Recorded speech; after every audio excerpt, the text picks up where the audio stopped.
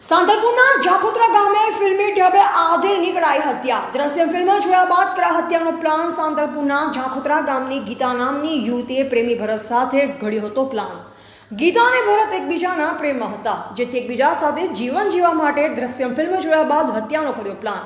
ગીતા પોતાના પ્રેમી ભરત સાથે ભાગે એ પૂર્વે ઘટનાને આપ્યો અંજામ. ગીતા પોતાના પ્રેમી સાથે ભાગી એ પરિવારમાં કોઈને ખબર ન પડે એ માટે ઘડ્યો હતો પ્લાન મુજબ સાંતલપુર વહુવા ગામની સીમમાંથી આધેડને પકડ્યો હતો. જે સમયે ભરત દ્વારા આધેડને પકડી માર માર્યો હતો. ત્યારબાદ તેઓની લાશને જાખોત્રા ગામના તળાવ પાસે મૂકી દીધી. બાદમાં રાત્રે 1 વાગે પ્રેમી ભરતે પ્રેમિકા ગીતાને કર્યો હતો ફોન. ગીતા ભરતનો ફોન આવ્યા બાદ રાત્રે 1 વાગે પોતાના ઘરેથી 1 લીટર પેટ્રોલ અને આધેડને પહેરાવા કપડાં લઈ સ્થળ પર પહોંચી. બાદમાં પ્રેમી પંખેડા દ્વારા પ્લાન મુજબ આધેડને પોતાના કપડાને પગમાં પાલ પહેરાવી પેટ્રોલ છાંટી સળગાવી ફરાર થયા. પોલીસે સમગ્ર ઘટનાને ફિલ્મી ઢબે અંજામ આપતા પ્રેમીની કરી છે અટકાયત. મંગળવારે વહેલી સવારે સુરેશભાઈ ના ઘરની વાડામાં એક અર્ધ બળેલી લાશ મળી આવેલી અને એને મહિલાના કપડાં પહેરાવેલા હતા. જે આધારે એ લોકોએ પોલીસને જાણ કરતાં પોલીસ ત્યાં પહોંચેલી અને તપાસ કરતાં આ કોઈ પુરુષની લાશ હોવાનું જણાઈ આવેલું. વધુ તપાસ કરતાં ગીતાબેન પણ ત્યાંથી મિસિંગ હતા અને હ્યુમન સોર્સ અને ટેકનિકલ એનાલિસિસથી તપાસ કરતાં ગીતાબેનને પોતાના પડોશમાં રહેતા ભરતભાઈ સાથે પ્રેમ સંબંધ હતો. છેલ્લા 3 મહિનાથી એ લોકો સાથે મજૂરી કરતા હતા ને એમને પ્રેમ સંબંધ થયેલો. એ બાબતે તપાસ કરતાં એ લોકો પાલનપુર રેલવે સ્ટેશનથી પોલીસને મળી આવેલા અને ત્યાંથી એલસીબીની ટીમ એમને એલસીબી ઓફિસ લઈ આવેલી અને એ બાબતે સઘન પૂછપરછ કરેલી.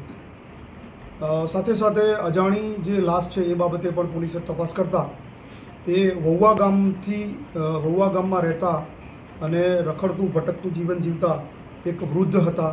તેમની એ ડેડ બોડી હતી એવું પ્રસ્થાપિત થયેલું. ત્યારબાદ એના ફોટા સર્ક્યુલેટ કરી અને ઓળખ પ્રસ્થાપિત કરવા માટે પ્રયત્નો કરેલા. આ બંને જે ગીતાબેન અને ભરતભાઈ મળી આવ્યા પછી એમની પૂછપરછ કરતાં આખી વિગત જે બહાર આવેલી એ પ્રમાણે જે ગીતાબેન છે એ ભરતભાઈના પ્રેમ સંબંધમાં હતા અને બંને પડોશી પણ છે. ગીતાબેને એકચ્યુઅલી થોડા દિવસો પહેલાં દ્રશ્યમ ફિલ્મ જોવેલું. પોતાના ભાઈના મોબાઈલમાં આખું બંને ડાઉનલોડ ફિલ્મ હતા, બંને જોયેલા અને 15 દિવસ પહેલાં એમણે આ પ્લોટ તૈયાર કરેલો. એ પ્લોટના ભાગરૂપે ગીતાબેનને ભરતભાઈને એવું કીધેલું કે તારી સાથે મારે જીવન જીવવું છે, આપણે ભાગી જવું છે, પણ આપણે ભાગી જશું તો પરિવારના લોકો શોધીને મને લઈ આવશે અને પછી મને પાછી અહીંયા મૂકી દેશે. તો એના ભાગરૂપે એમણે એવું નક્કી કર્યું કે કોઈ અજાણી સ્ત્રી પુરુષની ડેડ બોડી લઈ આવી અને એને મારા કપડાં પહેરાવા અને મારા વાડામાં એને સળગાવી અને આપણે પછી ભાગી જશું તો પરિવારના લોકો એવું માનશે કે ગીતાબેન સળગીને મરી ગયા છે, એટલે એ લોકો મારી શોધખોળ નહીં કરે. આના ભાગરૂપે સોમવારે બપોરે ભરત બોમ્બેથી આવેલો અને બાઇક મારફતે ફરીને આજુબાજુના જે ગામો છે સાંતલપુર, દાતરડા, વહુવા, એ ગામમાં એવી વ્યક્તિની શોધખોળ કરતો હતો કે જેને એ પોતે લઈ જઈ શકે, એને મારી નાખી અને પછી સ્ત્રીના કપડાં પહેરાવી શકે. આના ભાગરૂપે એને વહુવામાંથી રાત્રે 7 વાગે એક વૃદ્ધ વ્યક્તિ જે મળી આવેલા એને જઈને એને પોતાની સાથે ચાલો એમ કરીને પોતાની બાઇક ઉપર બેસાડેલા. એને ખેતરની વાડ પાસે લઈ જઈ અને ગળું દબાવી મારી નાખવાની કોશિશ કરેલી. તો એ વૃદ્ધ વ્યક્તિ બેભાન થઈ ગયેલા અને પછી એને પોતાની બાઇક ઉપર બેસાડી અને પોતાની પીઠ સાથે દોરડું બાંધી અને જાખોત્રા ગામની સીમમાં જ્યાં તળાવ છે ત્યાં એને લઈ આવેલા. ત્યાં લઈ આવ્યા પછી એને ત્યાં ડેડ બોડી મૂકી દીધેલી અને પછી પોતે ગામમાં નીકળી ગયેલું. રાત્રે 1 વાગે એણે ગીતાને ફોન કરી અને આની જાણ કરેલી કે આ જગ્યાએ ડેડ બોડી પડી છે, તું આવી જા.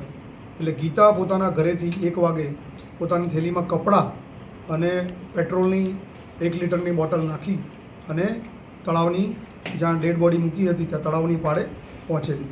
ત્યાં બંને ગીતાના કપડાં એને પહેરાવેલા, ડેડ બોડીને ઝાંઝર પણ પહેરાવેલી.